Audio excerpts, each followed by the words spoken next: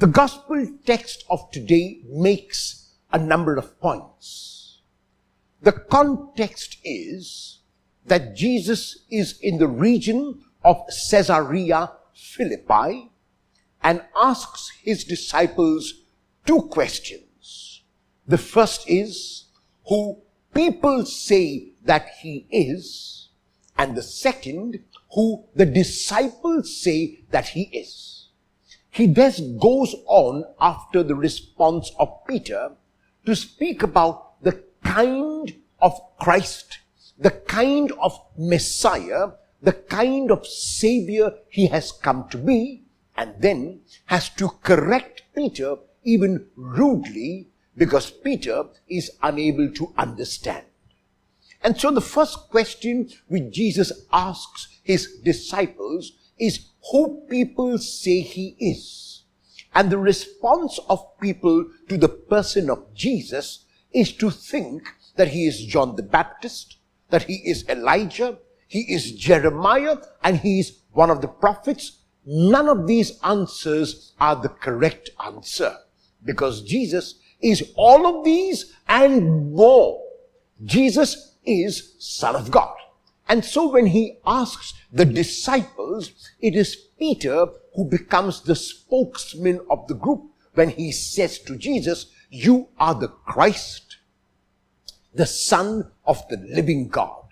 The word Christ is the Greek word which means in English the anointed one, and which means in Hebrew the Messiah. So Peter is telling Jesus that he is the Messiah, the anointed one, the Son of God. Jesus speaks with Peter and commends him for his answer, because that is the correct answer, but only on the surface level. Because immediately after commending Peter, Jesus goes on to explain the kind of Christ, the kind of Messiah, the kind of Savior he will be. He will not be a Savior who comes galloping on a horse. He will not be a Savior who will overthrow people with violence. He will not be a Savior who will assert his authority. He will not be a Savior who will dominate his subjects. Rather, he will be a king who becomes king by being servant. He will be a king who becomes king by being non-violent. He will be a king who will not expect people to serve him, but whose servant he will become. He will be a king who will also be Son of God when he spreads his arms in total surrender to God's will and for the salvation of the whole of humanity. This is the kind of king that he has come to be.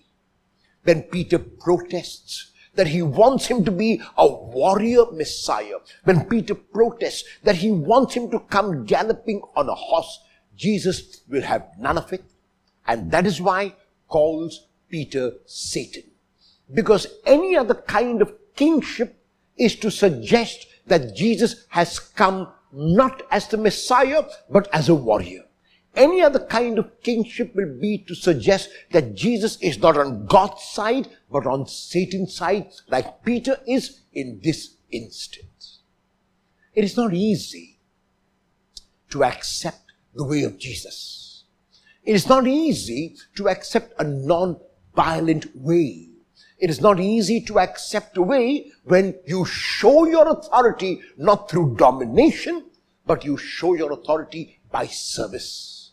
It is not easy to be a disciple of Jesus. And so today the challenge is whether I can accept such a Messiah, and not only accept such a Messiah, but whether I can follow him along this way. Will my life, like the life of Jesus, be a life of service?